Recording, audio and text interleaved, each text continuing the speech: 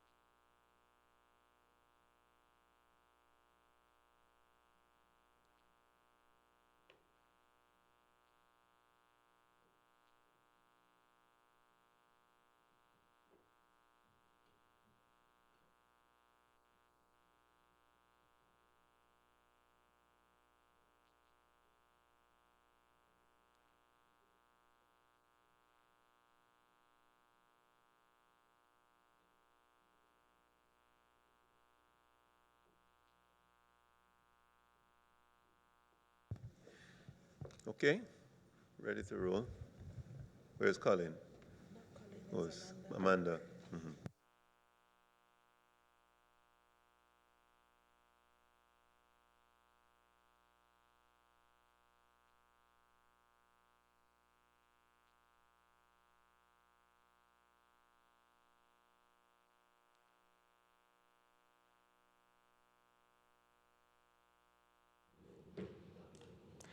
Ladies and gentlemen of the media, good afternoon. Thank you for your patience. And thank you for joining us this afternoon for the press conference as we close out our 49th annual meeting. As ever, we felt it was important to engage with the media, ensure that we connect with you and answer your questions, and take some time to answer anything that you may have wanted to ask that came up over the last few days. After all, if we're speaking of transformation, openness and accessibility to the media must be a part of that picture. So we are going to get right into it. You have the conference mics there. So just press your mic, raise your hand, indicate, and we'll get going. Thank you.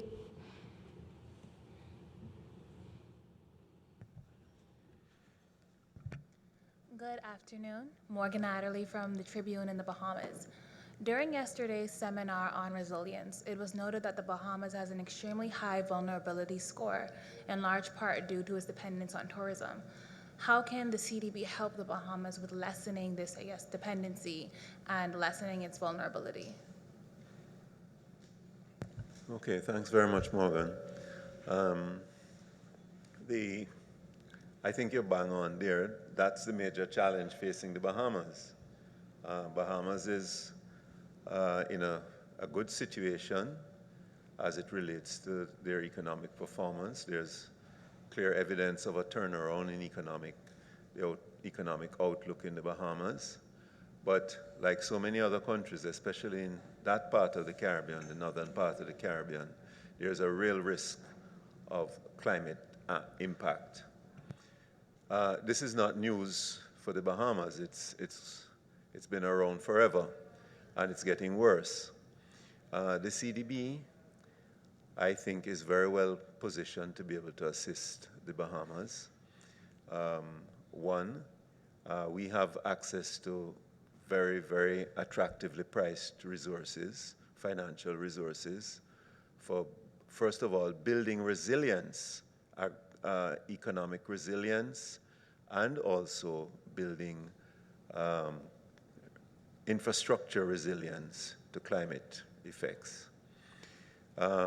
We have a relationship with the European Investment Bank, where what they do is they provide us with financing, long-dated financing, and there's a subsidy element in that financing, which the government is the beneficiary of, not the CDB.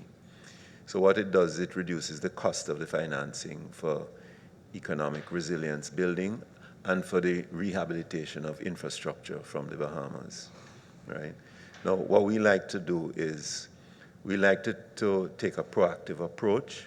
So what we want to do, and we have been doing with the Bahamas, is to identify projects in your country which relate to key types of infrastructure that need to be climate-proofed, as we call it. So that is a very important way in which CDB can assist the Bahamas. Of course, there are other measures. Climate infrastructure reinforcement is not the only approach. There are other ways of addressing climate effects. One is to buy insurance, and the CDB has provided support, financial support to CRIF, the Caribbean Catastrophe Risk Insurance Facility, and we know that the Bahamas does purchase CRIF insurance, so that is another good way to work. I think that we also need to focus on the opportunities in the Bahamas that relate to addressing climate change broadly. A lot of the electricity that's produced in the Bahamas comes from fossil fuels. And there is an opportunity in the Bahamas to move towards cleaner sources of fuel. And the CDB has a program. Again, we have access to soft resources which can be used to transform the electricity sector. You can move to some of the renewable sources of energy, such as wind and solar, and the CDB has the funding to be able to provide that type of project. So, and the benefits there are not only that you reduce the importation of fuel that is going to damage the environment and worsen the climate conditions, but it also has another benefit in that you reduce the amount of foreign exchange that you have to spend to import that fuel. Right? So that's another area where we can assist the Bahamas in a climate sense, climate-related sense. Okay. Hi, Kalila Reynolds, Nationwide News Network in Jamaica. Hi, Kalila. Welcome. All right, thank you. I was very interested in what you said at the opening ceremony yesterday about creating junior stock exchanges around the region and the CDB's willingness to even fund that, to provide financing and technical assistance as well. But do we have, or do many of these smaller countries have the critical mass to support something like a junior stock exchange? They don't even have, many of them don't even have a regular stock exchange to begin with. So might it not be more efficient and effective to do something on a regional level so that a Trinidadian investor can fund an enterprise in St. Kitts and stuff like that? You hit the nail on the head. And in fact, cross-listing is a methodology that already exists, where the stock exchanges in Trinidad, Jamaica, and Barbados, and also the stock exchange in the OECS. I don't know if you're aware that there is a stock exchange in the OECS. It is not as active as it should be, but the infrastructure does exist. I think the main point that I was trying to make in relation to junior exchanges is that you have 3 junior exchanges already across the Caribbean, one in Trinidad and Tobago, one in the Barbados, and also one in Jamaica. The most recent one is the one in Jamaica. And I guess the Jamaicans benefited from the experience in the other 2 countries. And that is something that we always need to do. We need to learn from the experiences of others in our region. So where this position that I outlined came from is that what they did in Jamaica was because they wanted to stimulate economic activity in the small business sector. What they did was they created a junior exchange, and then, but they accompanied it with a change in taxation, the taxation system, where if you qualified to list on the junior exchange, if you met the requirements to list on the junior exchange, you would get a tax holiday of 10 years initially. So you list on the exchange and you don't pay any corporate tax to the government for 10 years. And then after that 10 years, the next 5 years, you have 50% of the tax is due. So what this has done is it has really galvanized that sector to list. And why is listing important? Because what it does, one of the scarcest commodities in our business sectors in the Caribbean is equity, mainly for small businesses. And one way of getting access to equity is through listing on the stock exchange. Now, one of the opportunities that we also have is if we can start what is called an angel investor program, which is actually active in Jamaica and in a number of other Caribbean countries.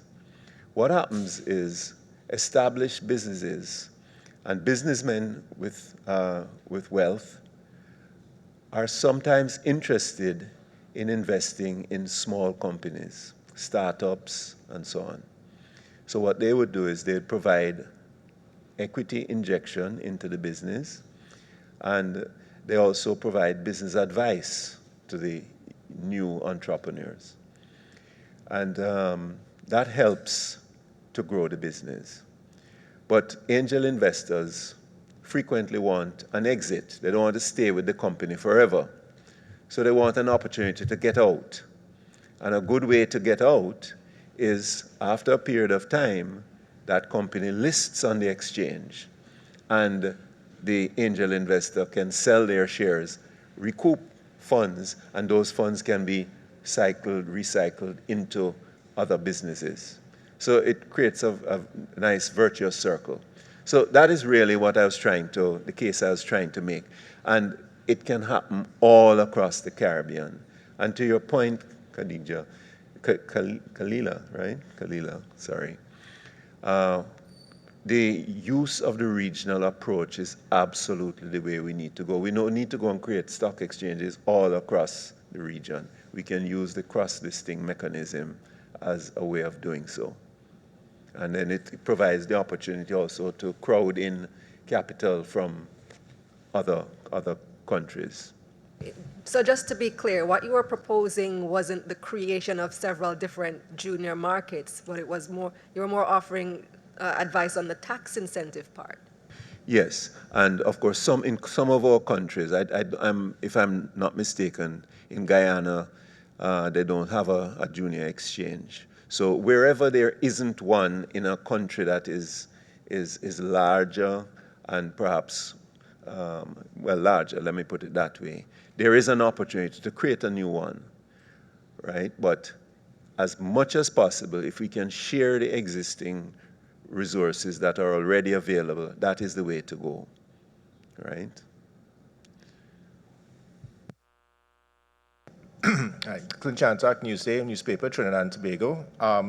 I just wanted to find out, at any time during the meeting, was there any discussion regarding how the bank could assist countries in the region who are currently dealing with the whole mass migration challenge? Because as it is right now, I mean, Trinidad and Tobago is dealing frontally with the Venezuelan issue, which is not to say that these people may not spread to other countries as well. So was there any discussion about this particular phenomenon, and does the bank have any ways of offering assistance to countries who are dealing with this particular migrant situation? The straight answer is no. There wasn't any substantial discussion around that. I don't know if any of the discussion, if it came up in any of the side meetings that were held, some of which I didn't personally participate in. But it's an important point. Huh? It's a very important point. And it's one of the realities of this world. And at the current point in time, we really don't have a product that could deal with it. But there's flexibility within the bank and its financing. And if a country were to need our assistance, there is a possibility that we could craft a response that could help with perhaps some of the impact of that migration on the country, right? A social response. So we have mechanisms depending on the country. Trinidad and Tobago, unfortunately, can't access soft resources from the bank. But Trinidad is a borrowing member of our institution, and if there's a project that requires financing and fits within our capability, we certainly would be prepared to consider it. Because there's a lot of potential social fallout as a result of large in-migration of new people into a country. Just as a follow-up to that, could I ask if our country has made any such discussions with the bank on this issue? Not to my knowledge, no. I think I can fairly safely say no. There has been no approach from the government of Trinidad and Tobago. Okay, Ryan Broom, CBC News Barbados. I want to look at, transformation in terms of transportation, and regional transportation in particular. Obviously, I'm talking about LIAT and the future of regional air travel. You would be aware that both the Prime Minister of Antigua and the Prime Minister of Barbados now have confirmed that there will be some sale of Barbados' shares in LIAT. And I know the bank has a great interest in what happens to LIAT and regional air travel. I just want to know if this new arrangement will affect how the bank's approach to regional air travel and or to LIAT as well going forward. The answer to your first part of your question, yes, I am aware that there are discussions taking place between the government of Barbados and the government of Antigua in relation to the management of the debt situation in Liat.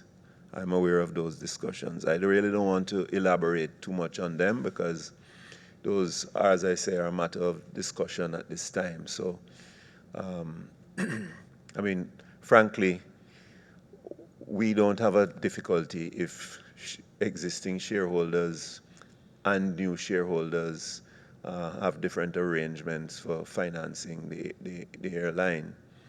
What we would like is for a much greater burden sharing to take place, broadly speaking. In other words, if we had more countries that are beneficiaries of air travel through Liat, that they would come on board and provide financing so that the burden, so much of the burden would not rest on one or a few shareholding countries. That would be the preferred solution as far as I'm concerned. But I think there are a number of issues here. First of all, the Caribbean Development Bank has financed a couple of studies on the aviation system. We financed one recently that looked at viability of the airline and how the efficiency and financial performance of the airline could be improved. And there are a number of important recommendations. And one of them had to do with this issue of the volume of passengers that Liat carries, which has fallen quite substantially in recent years. And one of the things that was identified by the study was the heavy imposition of taxes on air travel in the Caribbean. In fact, in some instances, the taxation is almost equal to the fare itself. In other words, what the portion of that ticket that Liat gets is a fraction of the overall amount that you as a traveling passenger pays, right? So what that does is air travel is price elastic. Our studies have confirmed that. They're price elastic. So if you raise the price, if you double the price of the ticket, there's going to be a fallout from it. And that fallout impacts a lot of Caribbean countries because Caribbean people move from one country to the other to shop, to go on holiday, to go to carnival, you name it. They do it. And Liat is a very important carrier that moves people from one country to the other. My personal view is that I think some of the reluctance to provide financial support to the airline stems from an inadequate focus on what I call the secondary benefits of air travel into our countries. In other words, back to my point about why Caribbean people travel. When someone comes from Barbados to Trinidad and Tobago, they come here and they spend money. Right? They come to shop, they come to fete, they come to you name it. And the same thing happens when visitors go from Trinidad to Barbados. Right? So that it's not just the tax, it is also the spend. And in my view, that spend is more significant than just the taxation revenue. So we need to take a broader look. But there are also other issues that came out of this study. One had to do with the way in which the scheduling of air traffic movements across the region is organized. And that needs to be done. But for it to happen, Liat alone can't change the schedule. There are some things that need to be done by the governments themselves. The airports need to change the way in which they handle passengers so that you can have greater ease of access. Otherwise, it's not going to make a difference. So there's lots of stuff that needs to be done that will help to reduce the financial burden on the countries if we can make the aviation system more efficient and more effective. Okay? Hi, Kyron Regis from Guardian Media, Trinidad and Tobago. My question is concerning the CARICOM Interactive Marketplace and Suspension Procedure Portal. Other than that initiative, what else is the CDB exploring concerning the CSME, and how is it looking forward to aid the implementation? Well, I think that one of the big challenges for having a more dynamic CSME is the ability to trade within CARICOM. There are lots of barriers to trade. Let us look at the whole issue of the trade in food supplies. You can't just move raw produce from one country to the other. There are all sorts of things that need to take place.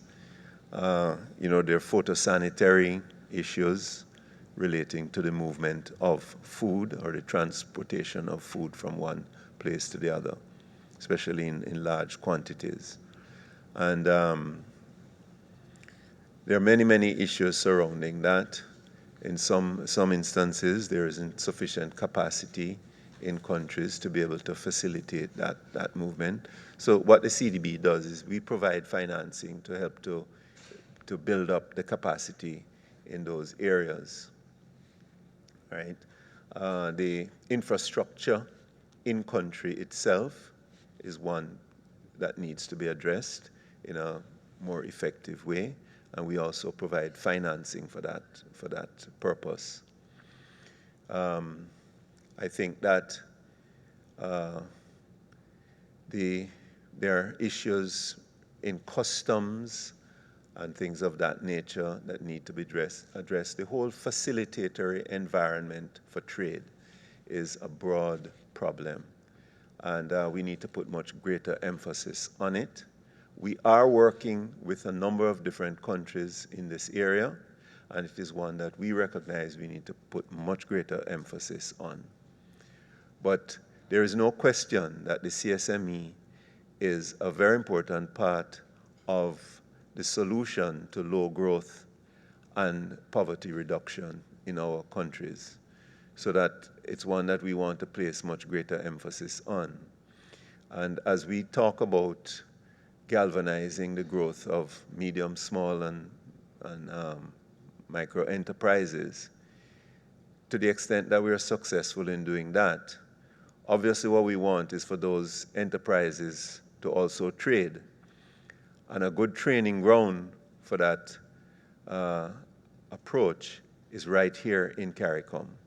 Trade amongst ourselves. They say if you want to, there's a saying in Jamaica, if you want to bust abroad, you have to bust a yard. In other words, you have to break out at home before you can break out abroad. So, we need to galvanize the business locally, but we also need for them to be able to move overseas and earn foreign exchange, not only for themselves, but also for the country. Okay?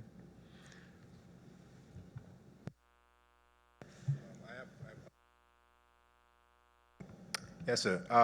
I attended the agriculture seminar yesterday, and during the seminar, there was a discussion as to whether the bank would even consider tapping into marijuana as a potential growth industry, because the point was made by a particular delegate that this industry doesn't really need too much in terms of training and other types of things like other aspects of it. But basically, because of the whole challenge, because it's not decriminalized in some areas and it's legalized in other parts of the region, should there be a shift which sees marijuana being either totally decriminalized or totally legalized? Is this an industry at all, or a commodity that the bank would be considering if people come to it to say we want financing to start up some type of marijuana business of some kind? Well, my first response would be that I think that medical marijuana and other types of other aspects of the marijuana industry certainly are legitimate areas in which Caribbean countries where the legislation has been passed should become involved.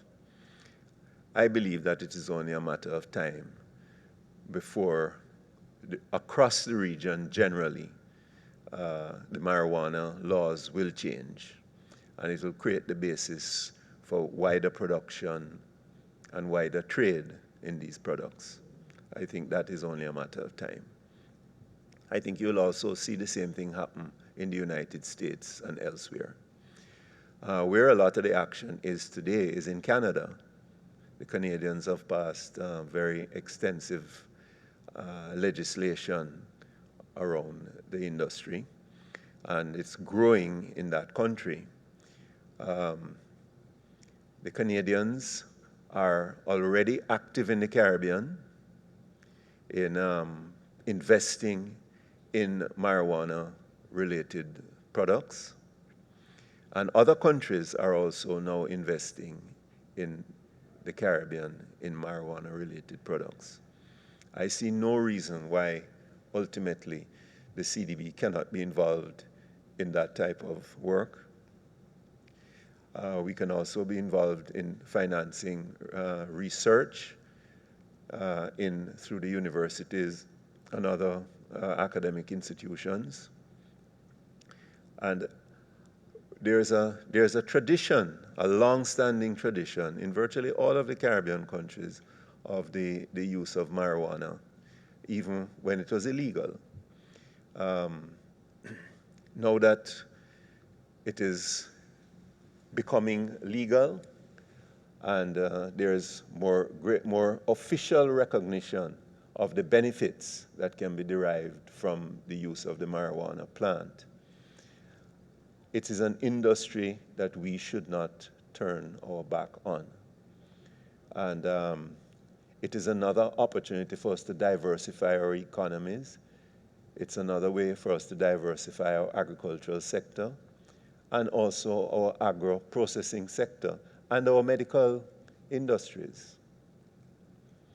So I think it would be foolhardy not to do so.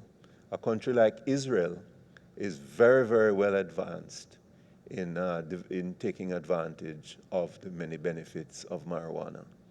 There's a lot we can learn from Israel and other countries like Canada as to what can be done with that product. If we don't do it, believe me, other countries are going to do it, and we'll be left behind. A big theme of the conference this year has been digital transformation. And I'm sure you're aware of the challenges Jamaica just experienced with getting the national identification system off the ground and the Supreme Court ruling that unconstitutional due to privacy issues. What advice would you have for Jamaica now in moving forward, given that setback? Well, as you probably heard, I don't know if you heard. Let me just say, the issue of privacy has come up in several discussions here during the course of these meetings. Certainly at the Willie DeMass lecture on Tuesday night, there was discussion, there were questions coming from the audience around the issue of privacy when it comes to digitalization. And that I don't think that issue is going to go away. It's an important one. And as I think Minister Cadell was making the point in the presentation in the seminar this morning, that issue is the responsibility of government. Right? Government needs to have create the appropriate environment to protect data, the privacy of data, and so on. But it is not an impossible task. It can become complex, but it is certainly manageable. And what my takeaway from the discussion at the Willie DeMass lecture was that Estonia is managing it pretty well. So if Estonia can do it, I think we can manage it ourselves here in the Caribbean when we need to. Digitalization is inevitable. if we want to be part of the modern world and if we want to grow and address the many economic and social challenges that we have in this region. It is a great opportunity. It is something that can help us to leapfrog several years of development. And one of the messages that is coming out of these meetings is that the younger generation already accepts that this is the way to go. What we who are in leadership in these regions, what we need to do is to get to the program and approach it in a sensible and professional manner. At the Caribbean Development Bank, we're not unaware of the challenges, but we're trying to focus more on the possibilities. And one of the things that we are doing is we are starting to do it inside our bank because we recognize what can be done. And we're spending good money. We're hiring outstanding staff to help us to put this thing in place. And we're going to use that technology to enable us to be more efficient, to be able to serve our clients better. So it's not going to be a nice to have with us. It's going to be a practical mechanism for us to improve the quality of the work that we do in the CDB and to be of greater assistance to our clients. So that's what it's all about.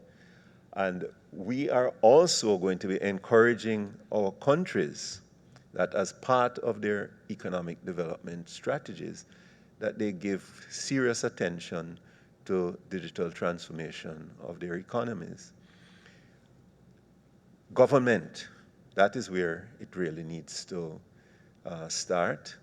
And we've been hearing there's been a lot of discussion, both in the seminar today and in some of the meetings that we have had here with the governors and the board of how it can help to make our countries more efficient, make government more efficient.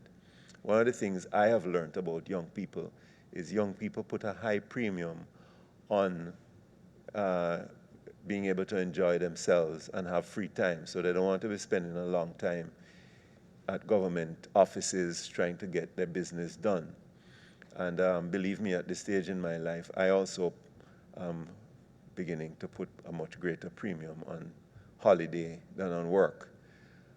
So I don't want to have to be wasting my time in getting my business done. So that there's a lot of incentive to put the pressure on our governments to get the digital program underway in transforming the way in which government relates to its people.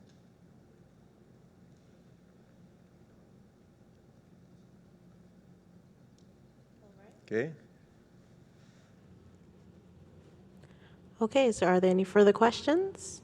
And if there are no further questions, thank you so much for your participation. And I'm just going to wrap up here.